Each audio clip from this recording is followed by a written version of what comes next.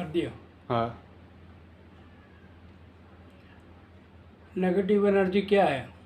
लोगों को आज तक इस चीज़ के बारे में कुछ पता ही नहीं है कि नेगेटिव एनर्जी क्या होती है और ये कैसे उत्पन्न होती है और इसके कई क्या कारण हैं।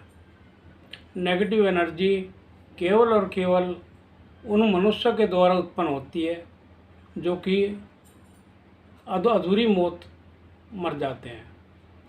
अधूरी मौत मरने पर शरीर तो उनका चला जाता है, लेकिन जो उनकी आत्मा है उसके अंदर जो पावर है वो पूरी तरह से पावर में रहती है, जिसकी वजह से वो इधर उधर भटकती है और उसको जो शरीर मिलता है बगैर शरीर के वो कोई कार्य नहीं कर सकती।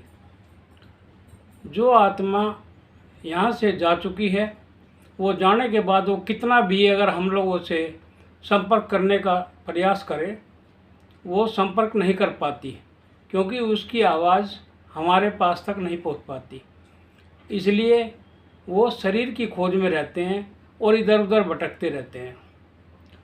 जो भी आत्मा इस प्रकार से भटक रही हैं वो अपने आप कभी भी इस चीज़ से मुक्त नहीं हो सकती। लोगों के अंदर ये भ्रम बहुत ज़्यादा है कि नेगेटिव एनर्जी हमेशा नुकसान देती है। नेगेटिव एनर्जी सब तरह की है, जैसे हम लोग हैं, हर तरह के लोग हैं, अच्छे भी हैं बुरे भी हैं, ऐसे ही वो नेगेटिव एनर्जी भी इसी प्रकार काम करती है। जिसकी जैसी सोच होती है वो उसी प्रकार काम करती है। उनको किसी से कोई उद्देश्य नहीं होता उनका, सिर्फ वो भटक रहे हैं। इस ब्रह्मांड के अंदर हर जगह व्याप्त हैं और हर जगह आ जा सकते हैं। हमें कहीं जाने के लिए किराया लगाना पड़ता है, वो फ्री चलते हैं, उनके लिए किसी तरह की कोई वो नहीं होती। लेकिन लोगों को ये जानना बहुत ज़रूरी है कि ये चीज़ें अट्रैक्ट किस साइड में होती हैं, किस चीज़ के पीछे ज़्यादा भागती हैं। हम लोग जो भी कर्म करते हैं, कोई भी इंसान ये सोचता नहीं है कि हम क्या कर रहे हैं। जो लोग सेंट वगैरह का इस्तेमाल करते हैं उनके संपर्क में ये चीज़ बहुत जल्दी आती है। दूसरा, जो लोग किसी भी प्रकार से मतलब अंदर भय रखते हैं, भय वाले लोगों को ये चीज़ें बहुत जल्दी पकड़ लेती हैं। या ये कहिए कि जो भी अंदर अपने मतलब इंसान अपने आप को ताकतवर महसूस नहीं करता या इन चीज़ों से भय जितना ज़्यादा खाता है, ये चीज़ें उतनी ही उसके ऊपर हैवी हो जाती हैं।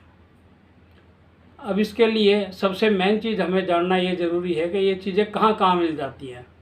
आम तौर पे ये चीज़ें वहाँ ज़्यादा होती हैं जहाँ सुनसान जगह होती है, जिस जगह पे लोगों का नहीं रहते हैं, खाली मकान पड़े हुए हैं, खाली किले पड़े हुए हैं, खाली किसी भी प्रकार की जगह है, वो इनको सबसे उपयुक्त लगती है जहाँ लोगों से दूर हो जो जगह। और ख़ास तौर पे ये लोग बाग कहते हैं कि चौराहे पे क्या है, चौराहे पे कुछ नहीं है। चौराहे पे ये जो चीज़ें हैं ये जो छोड़ी हुई होती हैं, जैसे तांत्रिकों ने बताया कि ये चीज़ है और ये जो है चौराहे से लगी है, तो चौराहे से इसीलिए लगती हैं क्योंकि ये चीज़ें चौराहे पे छोड़ी जाती हैं।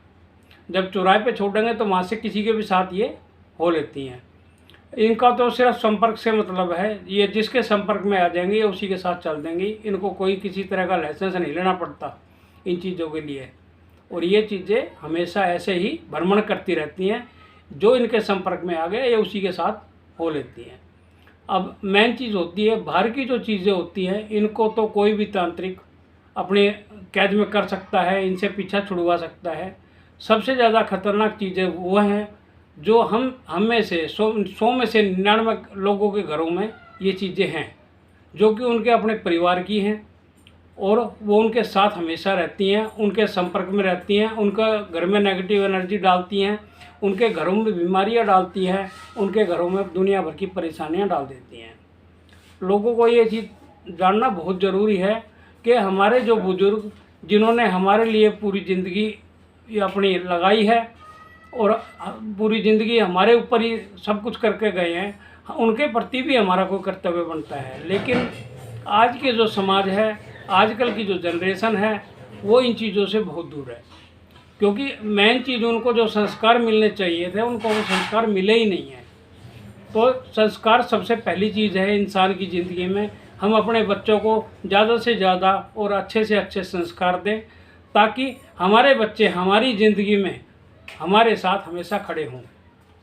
ये चीज़ें हर चीज़ सिखाने की नहीं होती है, लेकिन ये है कि बच्चे को संस्कार जैसे आप दोगे, उस बच्चे का व्यवहार आपके प्रति, समाज के प्रति उसी प्रकार का होगा। और ये जिम्मेवारी हमारी बनती है कि हम उनके बड़े होने के नाते हम उनको ऐसा ज्ञान दें, ऐसा मार्गदर्शन दें, ऐसी समझदारी से उनको पालन पोषण करें, ताकि वो हमारे बारे में भी सोचें और जो है समाज के बारे में भी सोचें। हम समाज का हिस्सा हैं, समाज के बिना हमारा कोई वजूद नहीं है। तो इसलिए समाज को सबसे पहले आगे रख के अपने बच्चों का पालन पोषण इस प्रकार से करें कि वो हमें अपना समझें। आजकल की जो जनरेशन है ये इस चीज़ से बहुत दूर हो गई है। माँ बाप जो हैं, बुजुर्ग, उनके प्रति जो जिम्मेवारियाँ हैं इन बच्चों की, वो इनसे पूरी तरह से अनभिज्ञ है। और ये सब चीज़ें हमें ही सिखानी है। अगर हम अपने बुज़ुर्गों का मान सम्मान करेंगे, उनके हर तरह से कोई कमी नहीं छोड़ेंगे, तो हमारे बच्चे भी हमारी उसमें कोई कमी नहीं छोड़ेंगे। तो ये चीज़ हर एक इंसान को सोचनी पड़ेगी, समझनी पड़ेगी, तभी हम आगे बढ़ पाएंगे। आज की डेट में 100 में से 99 लोग परेशान हैं। उसका सबसे बड़ा कारण है परिवार। परिवार की वजह से ही हर इंसान जी रहा है। हर इंसान आगे तरक्की करने की कोशिश करता है, कमाने की कोशिश करता है, कमाता है सिर्फ अपने परिवार के लिए। एक इंसान का पेट तो कैसे भी भर सकता है। तो अपने परिवार के प्रति जो हमारी जिम्मेवारियां हैं, हम उनमें कहीं ना कहीं चूक कर जाते हैं।